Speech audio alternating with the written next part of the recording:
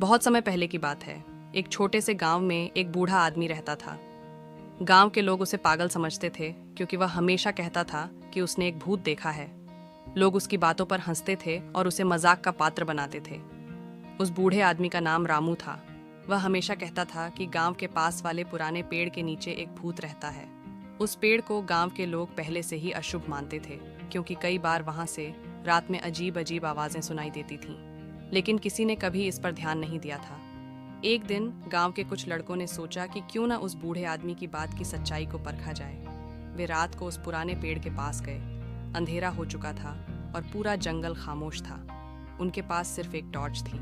जैसे ही वे पेड़ के पास पहुंचे, अचानक एक ठंडी हवा चलने लगी।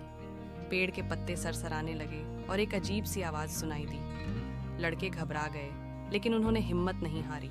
तभी अचानक टॉर्च की रोशनी फड़फड़ाने लगी और एक सफेद साया पेड़ के पीछे से निकलता दिखाई दिया। वह साया धीरे धीरे उनकी तरफ बढ़ने लगा।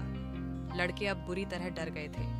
उन्होंने भागने की कोशिश की, लेकिन उनके पैर जैसे जमीन में चिपक गए हों। उस सफेद साये की आंखें जलती हुई अंगारों की तरह थीं और वह धीरे धीरे उनकी तरफ बढ़ता जा रहा था। तभी अचानक साये ने एक जोर की चीख मारी और लड़के चीखते चिल्लाते हुए वहां से भागे। अगले दिन गांव के लोग इन लड़कों की हालत देखकर हैरान रह गए। वे कांप रहे थे और उनकी आंखों में डर साफ दिखाई दे रहा था।